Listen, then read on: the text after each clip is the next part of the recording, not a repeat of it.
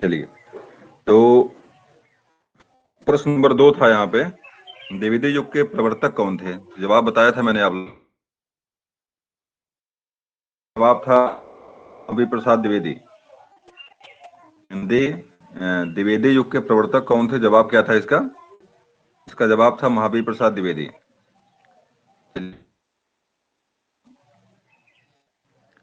हिंदी साहित्य का पहला सामाजिक उपन्यास आप लोगों ने भाग्यवती। चलिए, इसके बाद देखिए प्रश्न था, सन 19 हिंदी कविता किस कविता के रूप में जानी जाती थी? अब है प्रयोगवादी। सब प्रश्न हो, चलिए तो इसको भी हुआ था, एक बार बता दीजिए। है इसका सर्वोत्तम कवि कौन है ब्रजभाषा का? लीजिए, देखें जवाब आपको याद है कि नहीं पहले वाला। इसको सूरदास, सूरदास जो है ब्रजभाषा कवि हैं। और सबसे बड़ी बात है कि जो सूर शरावली साहित्य लहरी, और ये सूरदास नहीं लिखा है, छाप का जहां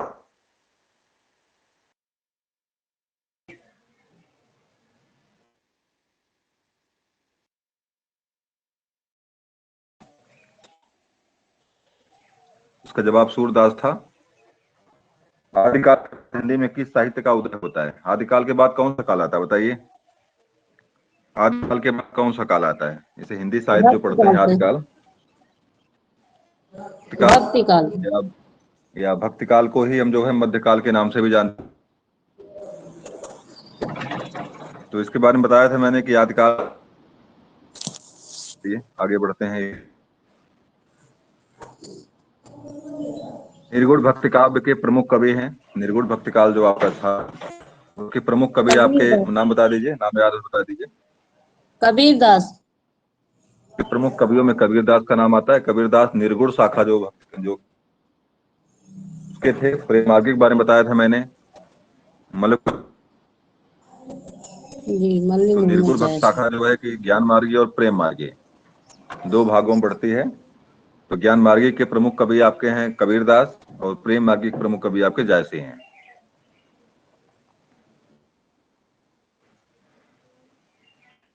का है किस काल को स्वर्ण काल जो है, उसमें किस युग को हम स्वर्ण युग कहते हैं? भक्ति काल को। चलिए, इसको भक्ति काल बिल्कुल सही है। और भक्ति काल का प्रतिनिधि कवि आपका जो है तुलसीदास आपके हैं। चलिए, हिंदी का आदि कवि किसे माना जाता है? इसके पहले बताया था, 3 लोगों का नाम बताया था मैंने, तो बता दीजिए कौन है।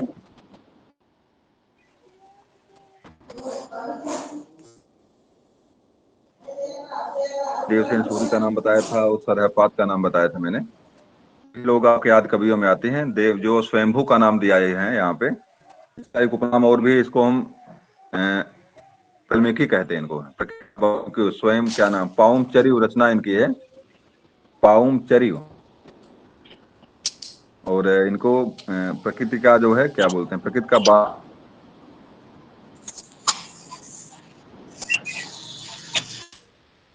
अगला आपका इसमें है, आधुनिक काल का समय कब से माना जाता है? आधुनिक काल जो टाइमिंग देख लीजिए, से लेकर अब तक के जो काल है उसको हम जो है आधुनिक काल के नाम से जानते हैं। चलिए, जयशंकर प्रसाद की सर्वश्रेष्ठ रचना कौन सी? जो जयशंकर प्रसाद हैं,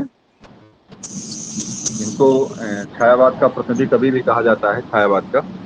तो बता दीजिए भाई, इसके सर्वश्रेष्ठ रचना कौन सी इनकी है जयशंकर प्रसाद की?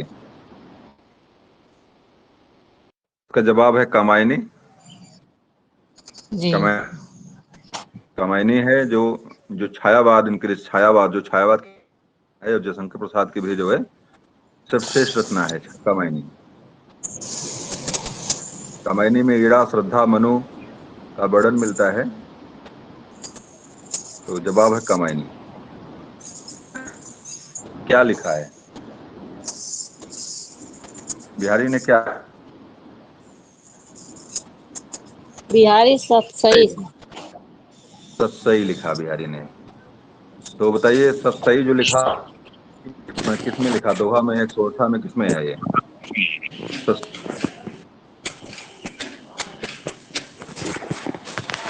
सतसई में है क्या, मतलब किस छंद में है सतसई लिखा हुआ? सतसैया के दोहरे जो नाविक के तीर, तो मतलब इसका मतलब क्या हो गया, सतसई किसमें, दोहे में।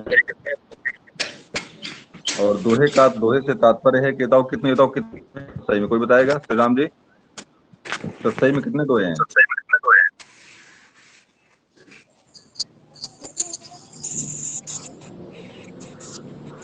713 नहीं, दोहे ध्यान लगभग नहीं। हैं। बताइए। नहीं, याद ध्यान नहीं है सर, कितना है? 713 दोहे सतसई में है, इसलिए इसको 713 दोहे सतसई में है। कहीं पर थोड़ा सा कम ज्यादा मिलेगा आपको, कहीं कहीं 713 लिखा हुआ है। और बताओ सतसई में समास कौन सा होगा? सतसई में, सतसई में समास कौन सा है?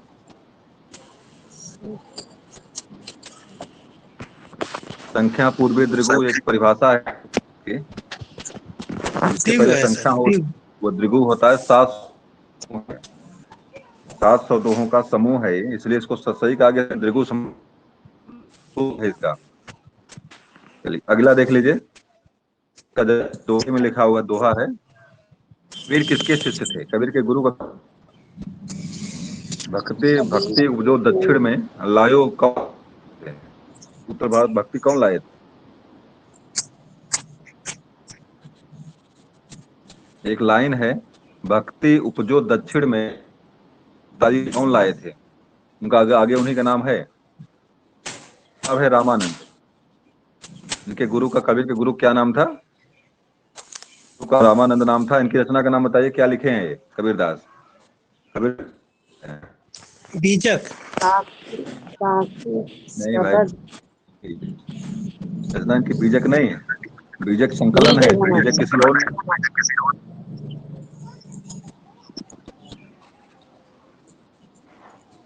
चलिए बीजक मान लेते हैं, बीजक बीजक मतलब लिखे तो नहीं ये हैं। बीजक में आपके बीजक के 3 भाग किए गए हैं। बीजक के 3 पार्ट हैं, उसमें साखी, शबद और रामायणी।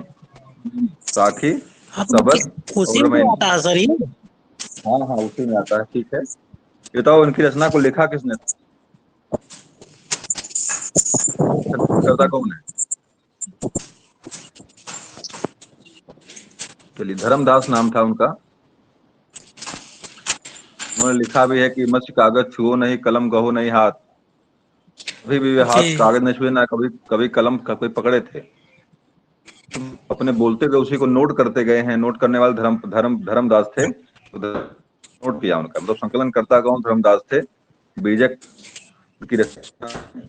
और इनको 2-3 बातें बड़ी बार परीक्षा में पूछता है इनसे, भाषा का तानाशाह, सदुक्कड़ी भाषा का किसने कहा कि सदुक्कड़ी भाषा इनकी है? बता दीजिए भाई। तानाशाह, जी। तानाशाह कहने वाले कौन थे?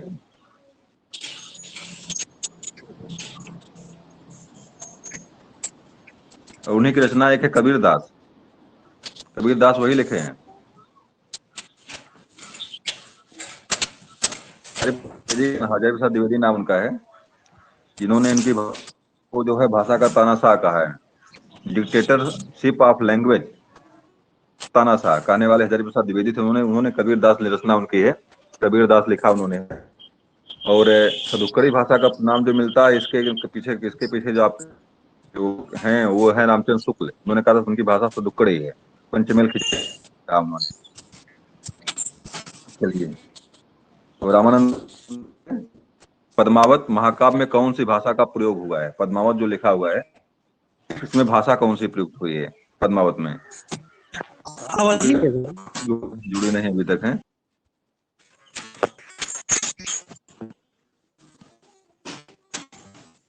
चलिए, तो पद्मा काव्य आपका है, इसमें किस भाषा में लिखा हुआ बता दीजिए भाई एक बार पुनः। पद्मावत पद्मावत अवधि किस में भाषा सर। में अवधि में?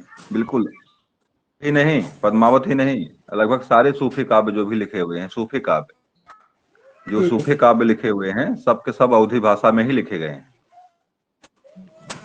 तो पर अगर मान लो परीक्षा में पूछ ही ले आपसे कि कौन सी है, तो इसका जवाब क्या देंगे आप लोग? उधी उधी में सारा महाकाव्य लिखा हुआ है। आपका रामचरितमानस जो है, ये किस भाषा में लिखा हुआ है? रामचरितमानस किस में लिखा हुआ अवधि। है? ये भी अवधि में लिखी है। चंपू किसे कहा जाता है? चंपू काव्य किसे कहते हैं? इंपॉर्टेंट है, परीक्षा में कई बार आया हुआ है। सर ये चप्पू लिखा है, चंपू से है। चंपू किसे कहा जाता है?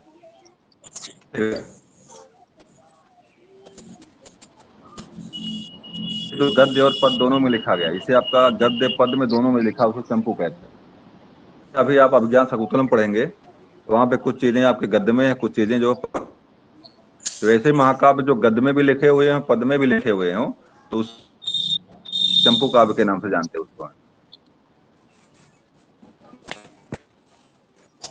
देखिए जवाब इसका, गद्य और पद मिश्रित रचनाओं को चंपू कहते हैं।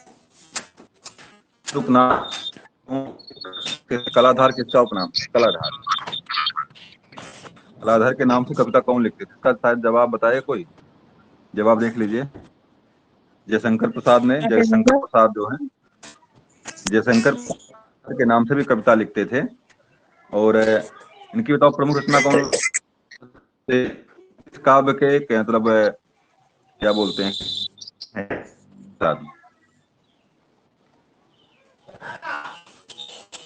हेलो हाँ बताइए।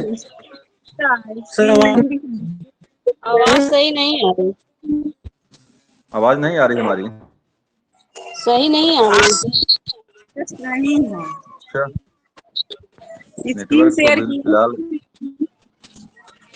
स्क्रीन नहीं है। सर क्या कहते सर? भी नहीं दिख रहा हाँ, है। कलाधर के नाम से रचना लिखते थे। चलिए जो भी है, आवाज थोड़ा सुनिए, हो सकता है कि जाए भी। तो कलाधर के नाम से जो रचना लिखते थे, की प्रमुख रचना बताओ, रचना कौन कौन से लिखे हैं ये? जयशंकर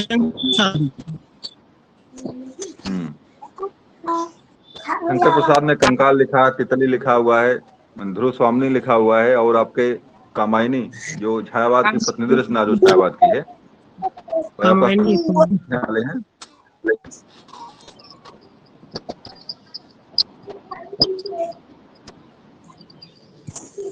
रस निधि। नाम रस निधि। ऊपर जाता हूँ छत पे, हो सकता है नेटवर्क सही हो जाए वहां पे।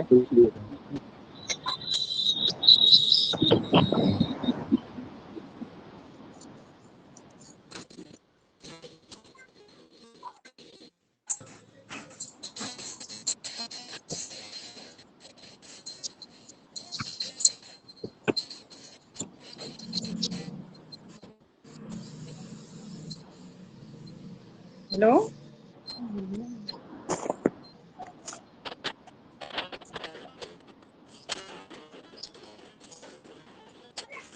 हेलो तो आवाज आ रही है लेकिन आवाज नहीं आ रही अभी तक? आ गई। जवाब आ देख लीजिए इस गई प्रश्न का। चलिए, आ रही तो अच्छी रश्मि बात है।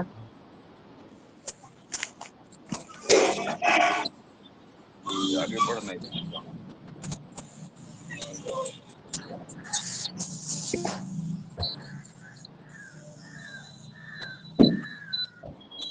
ये क्या समस्या आ गई भाई? इसकी नहीं, आगे नहीं बढ़ रही। रश्मि जी किस कवि का उपनाम है? वही तो मैं भी देख रहा था कि इसकी स्किनें आगे नहीं बढ़ रही है।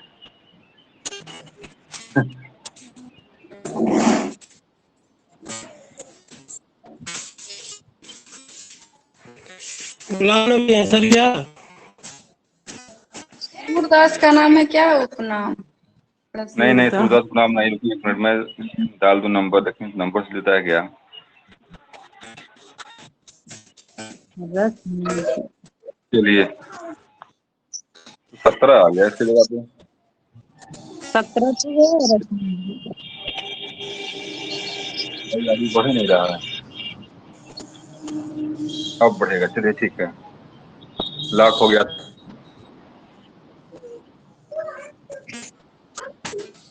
हैं? अभी नहीं बढ़ रहा है, कुछ चेंज किया हुआ है अपना ये कुछ व्यवस्था अपनी बदला है जो है टीचमेंट, मतलब स्क्रीन शेयर वाला। तो क्या बताएं, पीछा के कुछ भाग ही नहीं रहा है। नेटवर्क प्रॉब्लम तो नहीं है?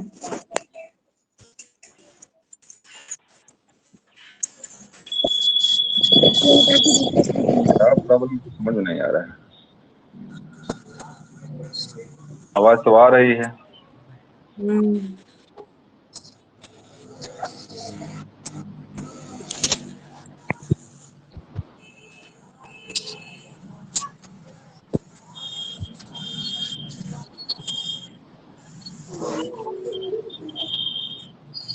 हाँ, बढ़ नहीं रहा आगे।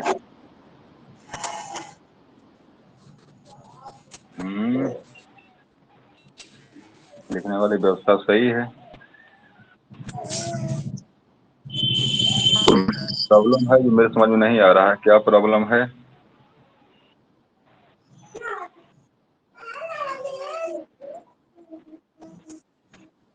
एक मिनट जरा, कुछ बदला हुआ है, बदलाव कुछ हुआ इसमें है। सर वैसे बोल दीजिए। क्योंकि पुनः खोल रहा हूँ मैं, पुनः हो सकता है समस्या वहां सही हो जाए। एक बार बंद करके खोल रहा हूँ।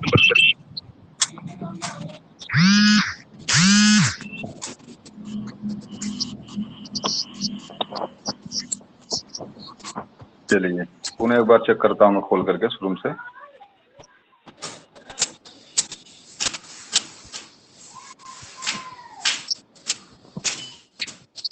तो भागना पड़ेगा वहां तक जा करके ना इसको।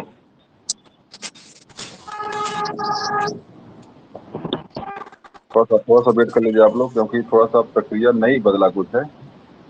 तो मैं भी आपका PDF, आज मेरा लैपटॉप बंद है।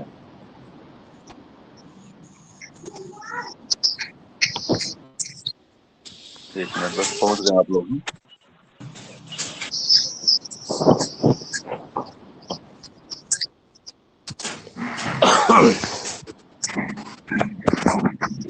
आ गए आप लोग हैं।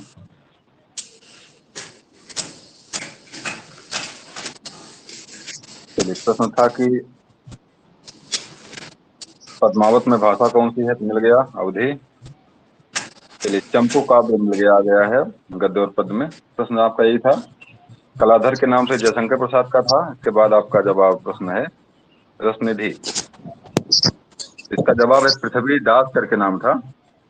कला जो रसनिधि नाम है, इनका पूरा नाम था, इनका पूरा नाम पृथ्वी दास था। पृथ्वी सिंह सर, केवल बहुत पृथ्वी कम, सिंह।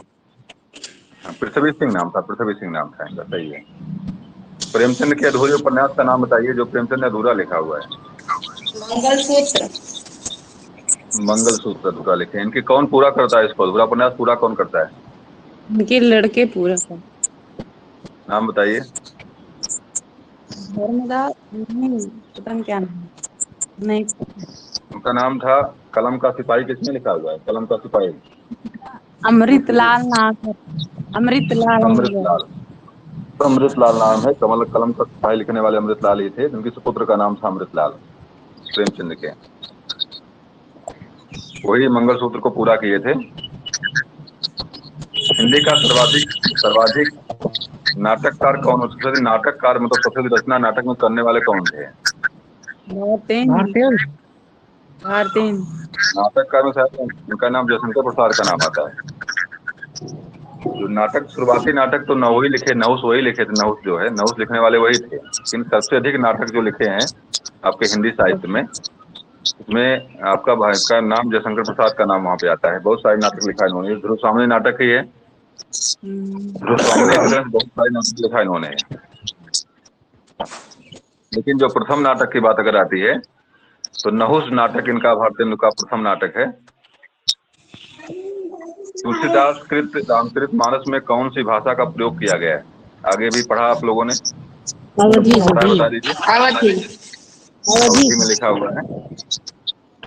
एक इनकी अगला रचना है जो प्रश्न। ब्रज भाषा में है।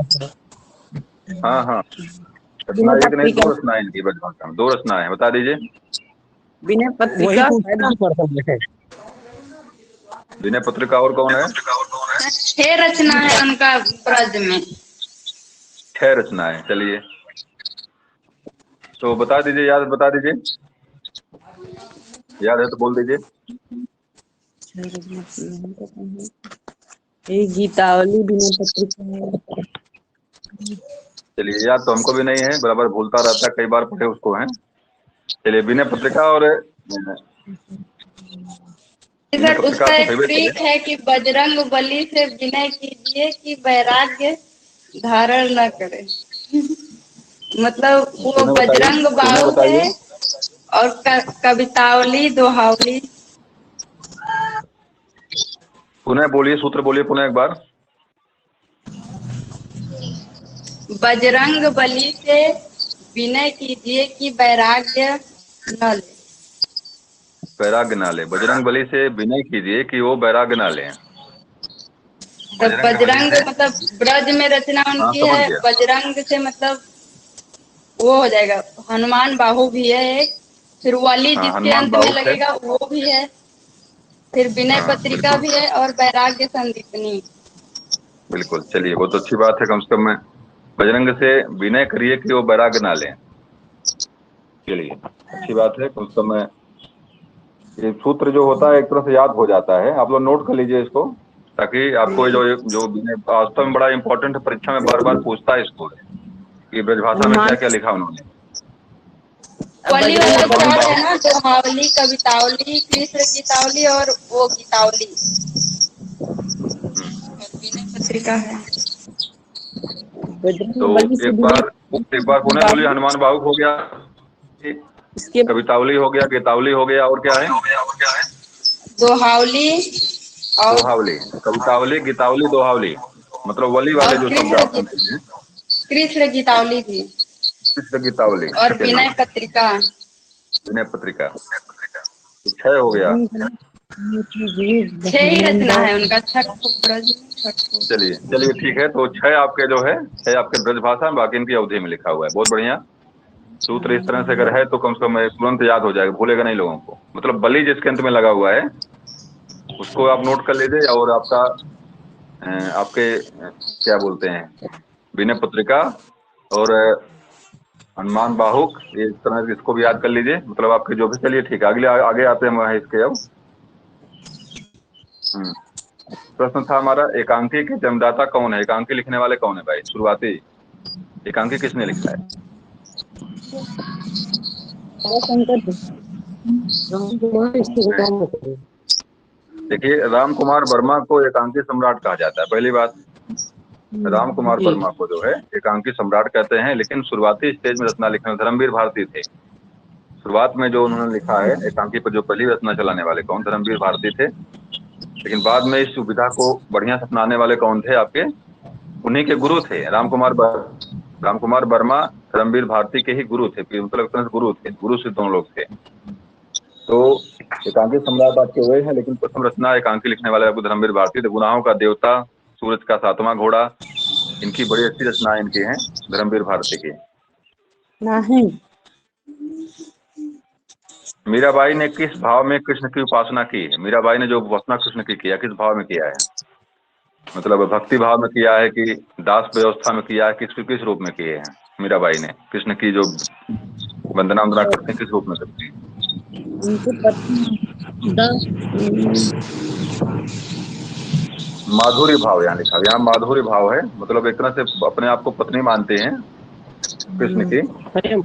और यहाँ माधुर्य भाव है, मतलब प्रेम, एक दूसरा तरह का शब्दावली यहाँ पे माधुर्य भाव से जो है कृष्ण की रचना करते हैं। और इनके बारे में कई बार पूछता है कि बसों में नैनन में नंदलाल किसने लिखा है, या इस तरह की जो रचनाएं मीराबाई के हैं, ये परीक्षा में आपसे कई बार पूछा गया कि किसकी रचना है ये। रामचरितमानस का प्रधान रस है, प्रधान रस क्या उसका? रामचरितमानस का प्रधान रस कौन सा है?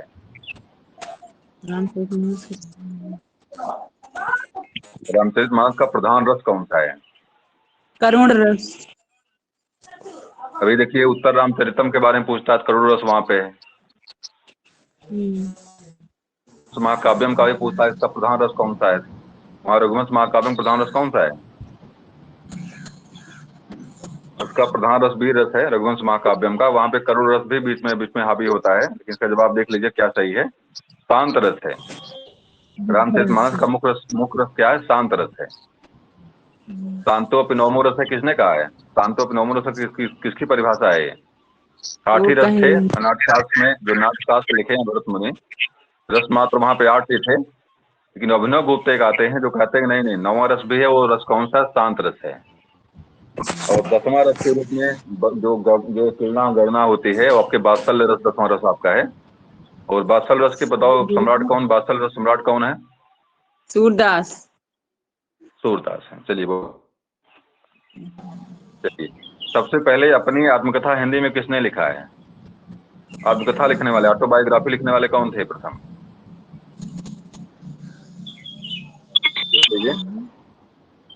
राजेंद्र प्रसाद ने। राजेंद्र प्रसाद जो है आपके भारत के प्रथम राष्ट्रपति जो थे, उन्होंने अपनी प्रथम बार उन्होंने अपना जीवन लिखा, अपनी आत्मकथा लिखा उन्होंने है। हिंदी कविता का पहला महाकाव्य कौन सा है? हिंदी कविता का पहला महाकाव्य बता दीजिए।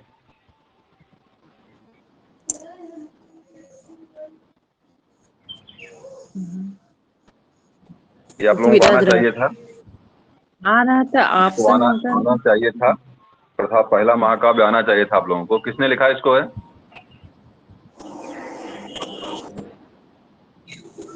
किसने लिखा इसको? चंद्रबरदाई। चंद्रबरदाई ने लिखा है। चंद्रबरदाई ने लिखा है। ये भी जानिएगा कि इसको छंदों का अजायब घर, और 2 रचनाएं हैं। एक तो केशवदास कृष्ण नायक है, जिसको रामचंद्रिका के नाम से जानते हैं, उसको भी छंदों का अजायब घर कहते हैं। और जो आपका प्रथम महाकाव्य जो आपका है पृथ्वीराज रासो, इसको भी छंदों का अजायब घर, इसको भी, दोनों को छंदों का अजायब घर कहते हैं। तो परीक्षा में जो दे देगा उसी को आपको सही करना है। हिंदी के सर्वप्रथम प्रकाशित पत्र का नाम बताइए। हिंदी का पहला पत्र प्रकाशित कौन सा हुआ था हिंदी में? दंडमार्तन। किसने प्रकाश उसके संपादक कौन थे?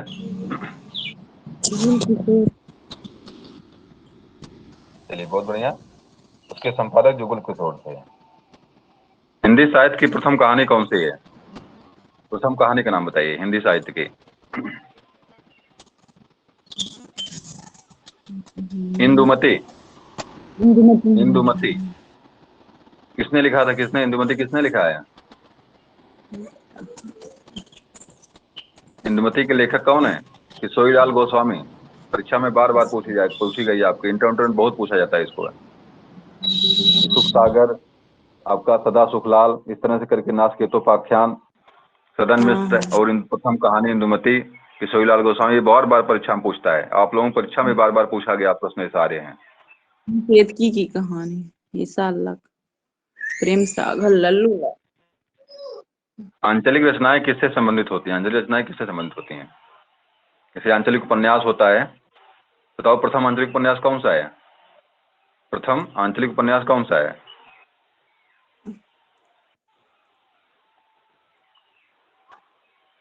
आवारा मसीह नहीं, क्या नाम उसका है? तो विष्णु प्रभाकर हो गए। अरे भाई, हरीश्वर नाथ रेणु जो हैं, इनको आंचलिक उपन्यासकार के नाम से प्रसिद्ध हैं। और मेरे जिह्वा पे आवारा मसीहा कहाँ से आ रहा है? मेरे समझ वही तो नहीं लिखे हैं, तो विष्णु प्रभाकर लिखे इसको हैं। चलिए ठीक है। जल इसका मतलब ये होता है कि जो आंचलिक रचनाएं जो होती हैं, जो एक विशेष क्षेत्र को ध्यान में रखकर लिखी जाती हैं। जवाब देख लीजिए, इसका जवाब क्या है? क्षेत्र विशेष से, जिसका संबंध किसी क्षेत्र विशेष से होता है, उसको हम आंचलिक उपन्यास के नाम से जानते हैं, या आंचलिक रचना के नाम से उसको हम जानते हैं। इसका संबंध किसी विशेष प्रकार के प्रजात से हो या विशेष जगह का स्थान को लेकर के हो, उसको आंचलिक कहते हैं। आंचलिक का मतलब यही होता है। पृथ्वीराज रासो किस काल की रचना है? किस काल में लिखा हुआ है रासो? ये रासो काव्य किस काल की रचनाएं बताओ हैं भाई? रासो काव्य बता दीजिए किस काल की रचनाएं हैं। बहुत सारे रासो काव्य हैं। परमाल रासो, पृथ्वीराज रासो, विशल देव रासो। बताइए किसने लिखा है? किस काल की रचनाएं हैं पृथ्वीराज रासो? आधुनिक काल की हैं। वाह भाई। और कोई बताए? पता नहीं। आदिकाल। आ- आदिकाल के आदिकाल की हैं। हाँ सही है, आदिकाल आदिकाल की है तो आधुनिक काल नहीं, आदिकाल की हैं। ऑप्शन ना है ना तो गलत कुल। आगे बताइए। हिंदी गद्य का जन्मदाता किसको माना जाता है? हिंदी गद्य जो लिखा जाता है उसका जन्मदाता कौन है? हिंदी गद्य का जन्मदाता किसको माना जाता है? हिंदी का पुनर्जागरण किसे कहते हैं? मतलब अग्रदूत, हिंदी पुनर्जागरण का अग्रदूत किसे कहा जाता है? राजा राम मोहन राय। अरे वो तो आपके आधुनिक काल के आधुनिक काल के अग्रदूत हैं। आधुनिक काल मतलब इतिहास का जो है, इतिहास आधुनिक काल उसमें उसके अग्रदूत हैं वो। हिंदी के अग्रदूत कौन है? चलिए देख लीजिए, जवाब देख लीजिए इसका। भारतेंद्र हरिश्चंद्र जी को हिंदी साहित्य के आधुनिक काल का जो जागरण या जो अग्रदूत हैं वो आपके भारतेंद्र हरिश्चंद्र हैं। और हिंदी गद्य जो लिखने की परंपरा शुरू जो हो जहाँ से होती है वही उसके भी कौन है? वहीं से गद्य काल के नाम से वहीं से जाना भी गया है। हिंदी को गद्य काल जो कहा गया है, आपके आधुनिक काल से ही इसकी गद्य काल नाम भी पड़ा इसका है, इसको गद्य काल के नाम से जाना जाएगा। तो दोनों के आधुनिक हिंदी के आधुनिक काल के अग्रदूत और गद्य काल की शुरुआत जहाँ से होती है वो भारतेंद्र हरिश्चंद्र ही हैं। कवि कालिदास की अभिज्ञान शाकुंतलम का हिंदी अनुवाद किसने किया था? कालिदास ने जो अभिज्ञान शाकुंतलम लिखा हुआ है उसके हिंदी अनुवादक कौन थे? शास्त्री प्रसाद सितारे हिंद देख लेता हूँ जवाब क्या है इसका। राजा लक्ष्मण सिंह है। राजा लक्ष्मण सिंह ने जो है उसका हिंदी में अनुवाद किया था अभिज्ञान शाकुंतलम का। आपका है। कवि नरेंद्र शर्मा ने राष्ट्रपिता महात्मा गांधी के निधन से प्रभावित होकर कौन सी रचना लिखी थी? जब मर जाते हैं महात्मा गांधी, एक्सपायर हो जाते हैं, जब उनकी हत्या होती है तो उस पर प्रभावित होकर रचना लिखे क्या थे? नरेंद्र शर्मा ने क्या लिखा था? जवाब देख लीजिए इसका। रक्त चंदन की रचना, रक्त चंदन लिखे थे। क्या लिखे थे? ये रक्त चंदन लिखे थे उस समय। नरेंद्र शर्मा ने महात्मा गांधी से प्रभावित होकर रक्त चंदन लिखे थे।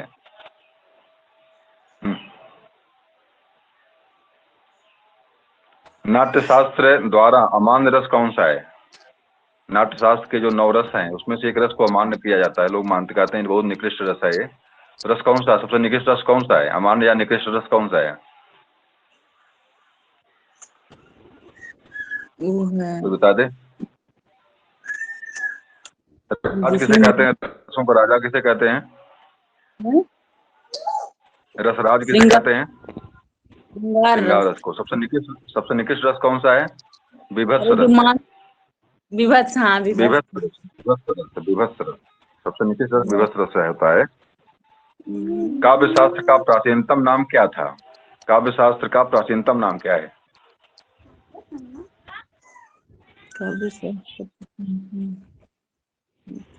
देख लीजिए, अलंकार शास्त्र के नाम से जानते हैं इसको। इसको अलंकार शास्त्र कहते थे पहले। देख लीजिए, रीति संप्रदाय के संस्थापक कौन थे? रीति संप्रदाय एक बना था, परीक्षा में कई बार आया भी है। रीति संप्रदाय कौन है? बामन, आचार्य बामन को रीति संप्रदाय का जो जनक कहा जाता है, आचार्य बामन को। हिंदी में काव्य शास्त्र के प्रथम आचार्य कौन है? काव्य शास्त्र जो हिंदी में लिखा गया उसके प्रथम आचार्य कौन है? इन्होंने क्या बोलते हैं, का प्रेत के नाम प्रसिद्ध हैं और नक्सिक वर्णन कवि रामचंद्रिका लिखने वाले यही नाम बताइए। उन्होंने कहा कि मेरे तो नौकर भी हिंदी नहीं पढ़े। केशवदास। इतना बताने बाद बताएं तो गबड़े मामला है।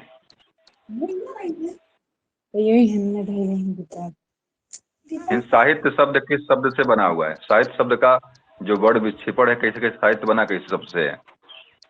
साहित्य शब्द का मतलब निर्माण किस शब्द से हुआ है? जवाब देख लीजिए। साहित्य शब्द है, साहित्य शब्द से बना हुआ साहित्य है। साहित्य शब्द से बना हुआ है साहित्य। हिंदी साहित्य में जीवनी जीवनी साहित्य का प्रारंभ कौन से युग में होता है? जीवनी की प्रक्रिया जो प्रारंभ होती है किस युग से खास करके होती है? जवाब देख लीजिए इसका। भारतीय युग में जीवनी लिखने की प्रक्रिया जो है व्यवस्था है प्रारंभ होती है। अगला, हिंदी भाषा और साहित्य के लेखक हैं। हिंदी भाषा और साहित्य की रचना है आपके, जो आपका हिंदी साहित्य का इतिहास जो है उसमें एक रचना है। हिंदी भाषा और साहित्य कटा नहीं है यहाँ पे, हमने ब्रैकेट में नहीं किया, वो रचना है हिंदी भाषा और साहित्य। इस रचना के लेखक कौन है? हिंदी भाषा और साहित्य के लेखक कौन है? हिंदी भाषा और साहित्य इतने रचना है, इसी को बताइए, इसको लिखा किसने इसको है? जवाब देख लीजिए, श्याम सुंदर दास। और हिंदी साहित्य का शुरुआती शब्दकोश भी प्रसारित करने वाले यही थे। मनुष्य एक सामाजिक प्राणी है, ये किसने कहा है? चलिए, आपका ये तो राजनीति शास्त्र से आ गया। मनुष्य एक सामाजिक प्राणी है, किसने कहा है? अरस्तु। सही आपका जवाब है। भाषा किसे कहते हैं? भाषा किसे कहते हैं? भाषा क्या चीज है? बता। भाषा के माध्यम से हम भाषा के माध्यम से क्या भाषा के माध्यम से हम अपने विचार दूसरों तक पहुंचाते हैं, विचार दूसरों को समझाते हैं। चलिए, बिल्कुल सही है, जवाब आपका सही है। कहाँ पढ़ी हो इसको? चलिए, जवाब देख लीजिए। मनुष्य अपने मानसिक विचारों की अभिव्यक्तियों के लिए जिस माध्यम का प्रयोग करता है वह भाषा है। बिल्कुल जवाब सही है मार्क का। बात वही है, मतलब भाषा वह है जिसके माध्यम से अपनी बातों को दूसरे तक हम प्रेषित करें, दूसरे तक हम पहुंचाएं, चाहे वो दैहिक हो, चाहे वो वाचिक हो, चाहे जिस भी रूप में हो, अपने मन की बात किसी को हम कह ले जाएं, वही आपकी भाषा है। बहुत अच्छा बता। भाषा शब्द की उत्पत्ति कहाँ से हुई, किस धातु से हुई है? भाषा शब्द की उत्पत्ति किस धातु से हुई है? ये तो आना चाहिए आप लोगों को। धातु कौन सी है? शिक्षा तो शिक्षा से। भाषा की उत्पत्ति किस धातु से हुई है? भास धातु है, भास। भास धातु। देखिए, लिखा सा पे हलंत लगा हुआ, हलंत यहाँ नहीं लगा हुआ है। जो खट्टी सा पे हलंत लगा हुआ है, यहाँ हलंत नहीं दिख रहा आपको। देखिए यहाँ पे हलंत है, ये वाला।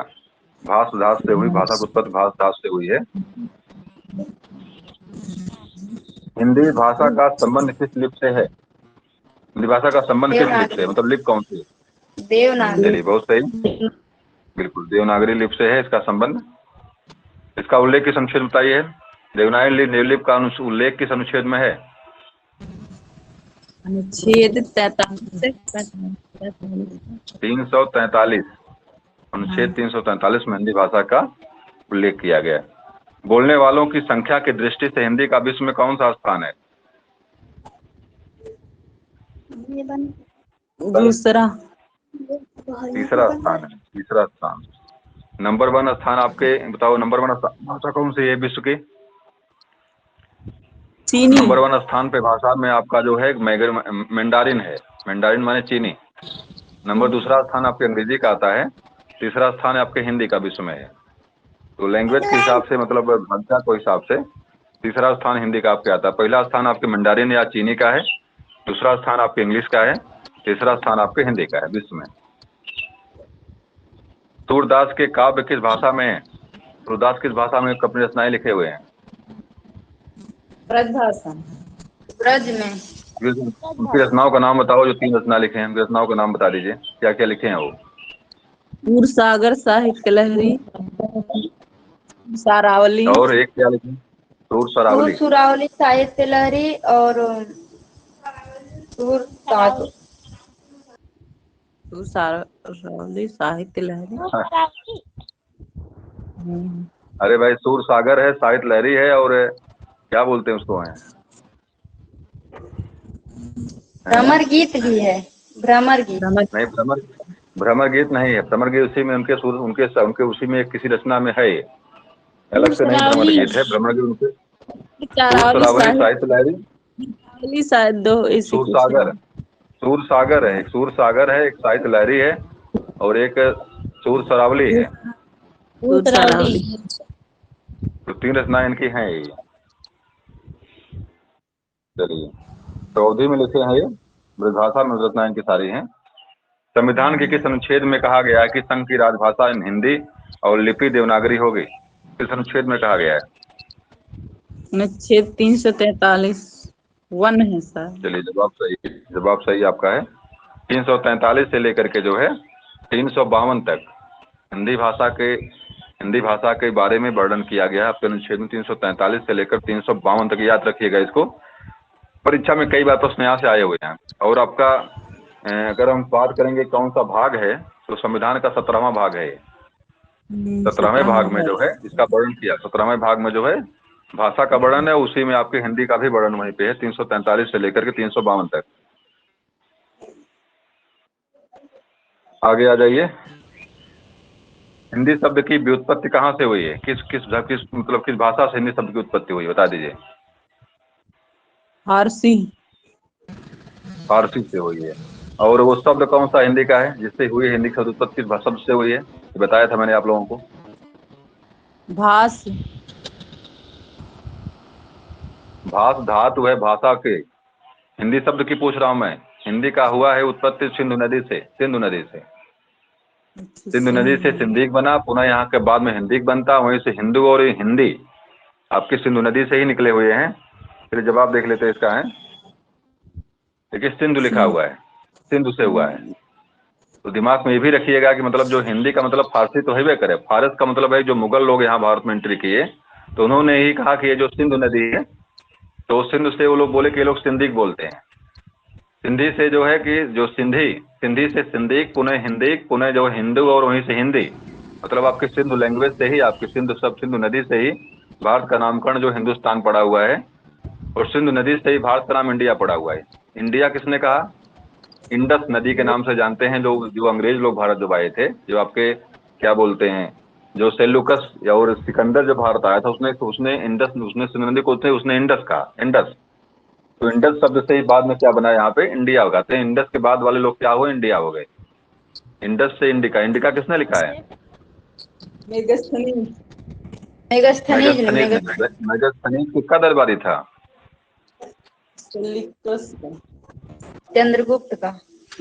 चंद्रगुप्त का दरबारी था। सेल्यूकस का राजदूत था। चंद्रगुप्त से हारने के बाद भारत के जो है राजदूत के रूप में जो भारत में आता है। उसकी पुत्री का नाम बताइए। सेल्यूकस के पुत्र शादी चंद्रगुप्त से होती है, नाम बताइए। इसकी शादी चंद्रगुप्त से होती है, नाम बताइए। हेलेना, क्या नाम बताइए, वही पूछ रहा हूँ। कर्नेलिया नाम था उसका, कनेलिया।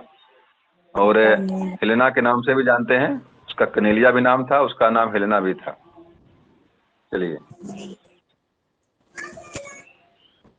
वर्तमान हिंदी का प्रचारिक रूप कैसा है? वर्तमान हिंदी का प्रचलित रूप कैसा है? जो वर्तमान हिंदी का प्रचलित रूप कैसा है?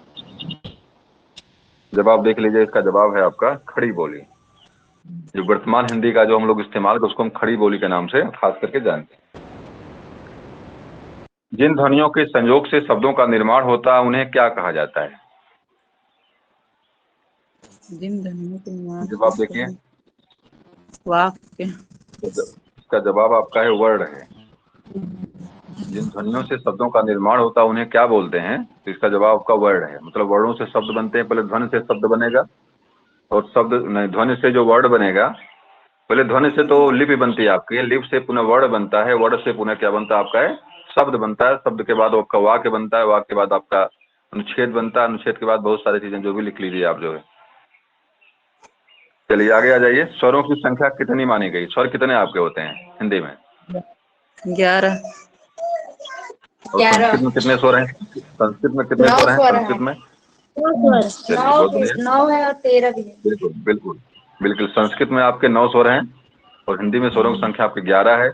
और प्रयोग में स्वर जो होते हैं आपके वो 13 हैं। हिंदी में जो प्रयुक्त होते हैं, जो आपके प्रयोग में आते हैं, 13 स्वर हैं। इन मूल स्वर आपके जो हैं हिंदी में, ये संख्या माने गए वो 11 आपके हैं। चलिए, अंतस्थ व्यंजनों की संख्या कितनी है? अंतस्थ व्यंजन कितने हैं?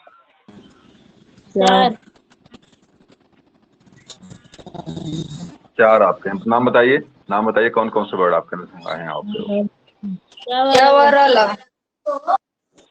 व र, बिल्कुल सही है।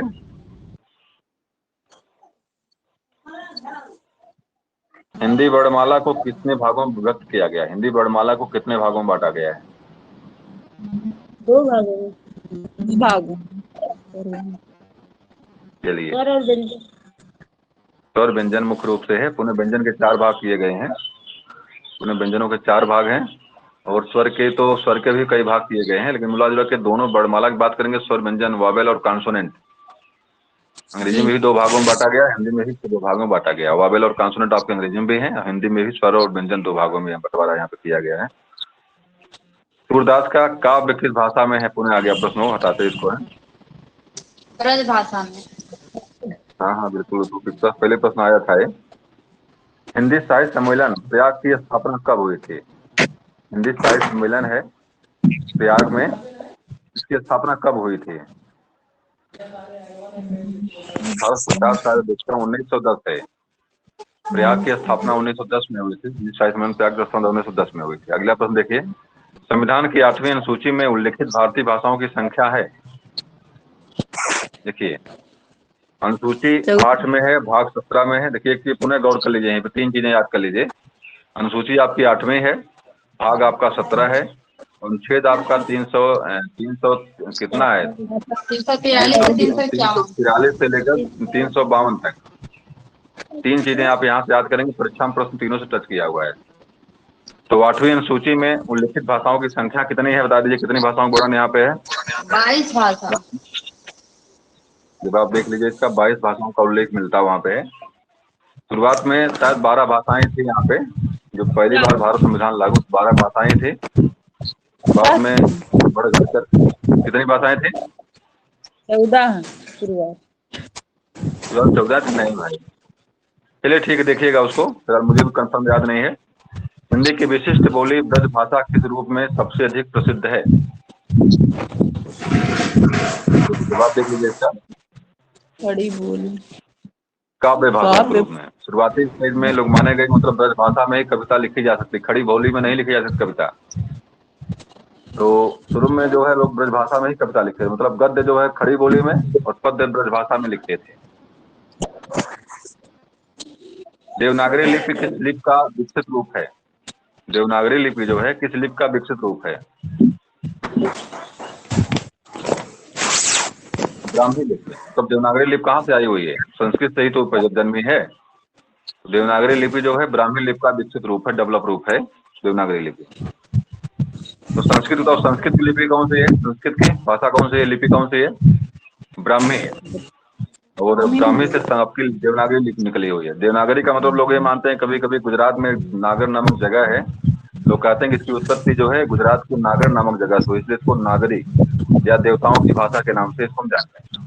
रामायण महाभारत आदि ग्रंथ कौन सी भाषा में लिखे गए हैं? किस भाषा में लिखे गए हैं?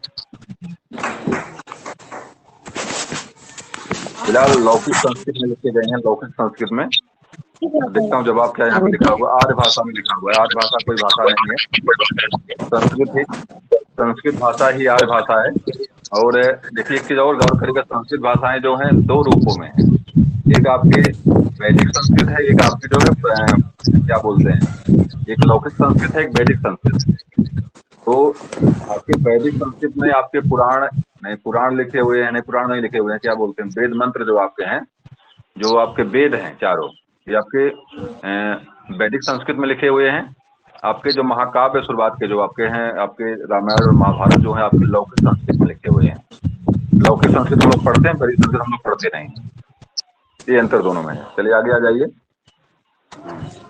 यहाँ पे आर्य भाषा, आर्यों की भाषा भाई सही होगा, वो भी सही है। विद्यापति की प्रसिद्ध रचना पदावली किस भाषा में लिखी हुई है? विद्यापति को, जिनको हम जो मैथिल कोकिल के नाम से भी जानते हैं, तो पदावली लिखे हैं, किस भाषा में लिखे हुए पदावली हैं? इसका जवाब है मैथिली। और ये जानिएगा कि मैथिल कोकिल के रूप में कौन प्रसिद्ध है? मैथिल कोकिल के रूप में विद्यापति। मैथिली भाषा में लिखे हुए हैं। भारत में हिंदी का संवैधानिक स्वरूप है। भारत में हिंदी का संवैधानिक स्वरूप क्या है? इसका जवाब है राजभाषा। जब परीक्षा में पूछ ले कि मतलब हिंदी भाषा का जो आपका संवैधानिक नाम क्या है, इसका जवाब करेगा राजभाषा। तीन नाम मिलता है भाषा को लेकर के, एक राष्ट्रभाषा मिलता है, एक मातृभाषा मिलता है, एक राजभाषा मिलता है। तो एक आपका राजकीय भाषा मिलता है। बताओ यूपी की राजकीय भाषा क्या है? यूपी की राजकीय भाषा हिंदी। हिंदी है। सेकंड लैंग्वेज कौन यूपी की है? दूसरी भाषा कौन सी यूपी की है सेकंड लैंग्वेज? उर्दू। जवाब आपका है उर्दू। उर्दू जवाब इसका है। अगर मैं राष्ट्रभाषा की बात करूं तो राष्ट्रभाषा कौन सी है भारत की? हिंदी है। हिंदी है। राजभाषा कौन सी है? राजभाषा कौन सी है भारत की? हिंदी। हिंदी ही है। मतलब मातृभाषा हमारी जहाँ पे हम लोग हैं बहुत भाग्यशाली हैं, हमारी मातृभाषा, राजभाषा, राष्ट्रभाषा और आपकी राजभाषा, चारों भाषाएं आपकी कौन सी हैं? आपकी हिंदी ही है। मातृभाषा का मतलब है जो अगल बगल बोली जाए। राजभाषा नहीं, राजभाषा नहीं, राज्य भाषा, राजकीय भाषा है। राजकीय भाषा का मतलब होता है जिसका उपयोग आपका राज्य करता हो। राष्ट्र का मतलब जो अधिकतम लोग जिसको बोलते हों। और राजभाषा से तात्पर्य जिसका उल्लेख सबके संविधान में किया गया हो। तो इसका उल्लेख आपके संविधान में उल्लेख हिंदी का है, तो मतलब आपकी राजभाषा भी आपकी हिंदी है। चलिए आगे आ जाइए।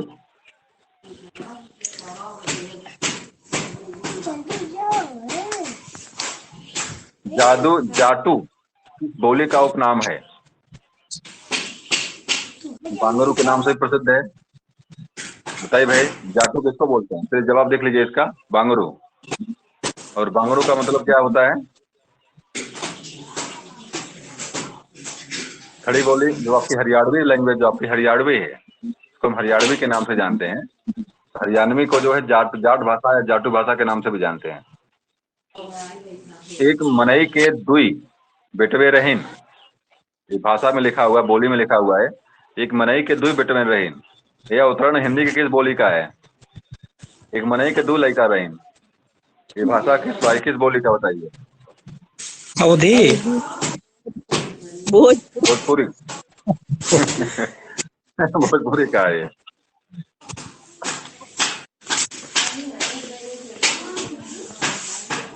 हिंदी का प्रथम नाटक है। हिंदी का प्रथम नाटक कौन सा है? देखिए नहुस है। हिंदी का प्रथम नाटक नहुस है। और मैंने बताया था आप लोगों को, नहुस लिखने वाले कौन थे? भारतेंद्र हरिश्चंद्र। ऐसा नहीं है, गलत बता दिया था मैंने। भारतेंद्र के पिता लिखे थे इसको। उनका नाम शायद गोपाल दास नाम था या कुछ नाम था उनका, वही लिखे थे। नहुस लिखने वाले कौन थे? भारतेंद्र जी के पिता ने नहुस लिखा था। भारतेंद्र हरिश्चंद्र के पिता ने नहुस लिखा था। मतलब ये इसको लिखने वाले, जो नहुस लिखने वाले जो है भारतेंद्र जी नहीं थे, बल्कि उनके पिताजी ने नहुस नाटक लिखा था। उस पर मंचन भारतेंद्र जी ने किया था। मतलब नाटक मंचन किए थे भारतेंद्र जी ने उस पर। कबीरदास की भाषा थी। तब कबीरदास ने किस भाषा में लिखा हुआ है? पंचमेल खिचड़ी और सदुकड़ी। पंचमेल खिचड़ी या सदुकड़ी किसने कहा? पंचमेल खिचड़ी की सदुकड़ी किसने कहा इनकी भाषा को? मैथिली पंचमेल खिचड़ी श्याम सुंदर दास और साधुकड़ी। अरे भाई, दोनों कहने वाले रामचंद्र शुक्ल, दोनों कहने वाले रामचंद्र शुक्ल थे। श्याम सुंदर दास और कोई नहीं है, दोनों लोग अंकित हो। श्याम सुंदर दास कहे हैं उनको पंचमेल खिचड़ी। नहीं भाई, ऐसा तो नहीं मिला हमें। जो किताब पढ़ा हमने, दोनों कहने वाले वही थे। भारतेंद्र धर्म क्या नाम है, रामचंद्र शुक्ल दोनों बात। चलिए ठीक है, मैं देखूंगा पुनः इसको। अगर आपको कहीं मिला तो अच्छी बात है। फिलहाल जो मैंने पढ़ा है, मुझे दोनों जो है पंचमेल खिचड़ी और सदुकड़ी, दोनों का नाम जो है, नामकरण जो है आपके फिलहाल रामचंद्र शुक्ल का नाम आता है। और तानाशाह जो है नाम आपका आता है। साधुकड़ी सर वो लिखे हैं रामचंद्र शुक्ल। साधुकड़ी रामचंद्र शुक्ल और वो जयशंकर श्याम सुंदर दास पंचमेल खिचड़ी। चलिए ठीक है, फिलहाल आपने शब्द बढ़ाया यहाँ पे, तो मैं उसको देखूंगा पुनः कि भाई पंचमेल खिचड़ी शब्दावली कहीं चेंज तो नहीं है। चलिए ठीक है। सदुकड़ी, कलम का जादूगर किसे कहा जाता है? कलम का जादूगर किसे कहा जाता है?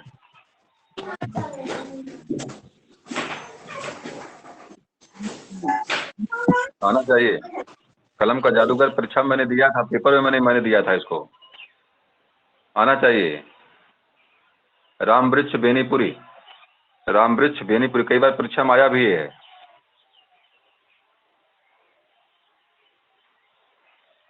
सर अब परीक्षा में तो हम जुड़ ही नहीं पाए, पता नहीं कैसे हो रहा था, कैसे करना है? आपकी परीक्षा में अपना ऐप अपडेट कर लीजिए एक बार जाकर के। आपका भी ऐप अपडेट नहीं होगा आपका। अगर समस्या अरे कोई जो है तो अपना ऐप लिंक अपडेट कर भेजे थे उसको हम फिर से डाउनलोड किए, पता नहीं क्या क्या हो गया, हमको समझ में नहीं आया। कुछ जो नहीं, लिंक आपको था सीधा एग्जाम, अरे भाई एग्जाम लिंक से मतलब है कोई नहीं है। आप अपने अपने टीचमेंट ऐप में जाइए, टेस्ट में जाइए, मेरे नंबर से जो एमकेएस एजुकेशन हब मेरा जो है उस पर जाइए, टेस्ट में जाइए, टेस्ट जा खोलिए, उसको खुलेगा वहां जा करके। अरे सर लिंक तो पेपर थोड़ा नहीं आसान खुल रहा बनाइए। था, नहीं खुल रहा था। लिंक तो उनके लिए है जो हमसे जुड़े नहीं है। आप लोगों को लिंक की जरूरत है नहीं, आप लोग सीधे अपने टीचमेंट ऐप में जाइए, वहाँ टेस्ट में जाइए, टेस्ट में जा करके आप जो है शामिल हो जाइए।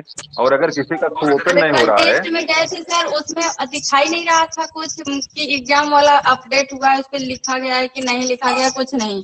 कल का नहीं था, उसके पहले वाला दिखा रहा था, उसके पहले जो टेस्ट हुआ था। इसका मतलब ये है कि आपका आपका ऐप जो है, थोड़ा सा पुराना वर्जन का हो गया है। उसको तो आप जो प्ले स्टोर में जाइए और जा करके उसको अपडेट कर लीजिए उसको। पिछली बार मैं नहीं जुड़ पाई थी, कल आधा घंटा लेट जुड़ी थी। क्या समस्या आप लोगों की? देखिए आप लोग इतने करिए, जिसका समस्या आ रही है अपना ऐप अपडेट जा कर ले, अपना ऐप अपडेट कर लेगा, समस्या नहीं आएगी। आपका टीचमेंट अपने प्ले स्टोर में जाकर टीचमेंट लिखिए, टीचमेंट लिख करके उसको अपडेट कर लीजिए, और हमें लग रहा है कि जो समस्या आपकी समस्या समाप्त हो जाएगी। पेपर भी थोड़ा सरल बनाइए सर।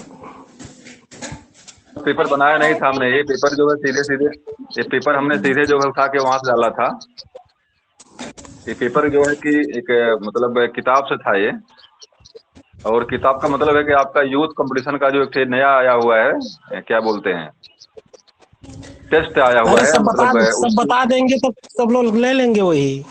अरे लेने दीजिए, जो है फिलहाल अब अगला टेस्ट बनेगा नहीं, इसे लेने दीजिए लोगों को, लेते रहे लोग, जो क्या समस्या बढ़े, लेकिन पढ़ेंगे तो अच्छी बात है, पढ़ेंगे तबे तो आएगा। पढ़ेंगे तबे अरे तो आएगा भाई, कितना उसके किताब लिए पढ़ेंगे? एक टेस्ट देने के लिए।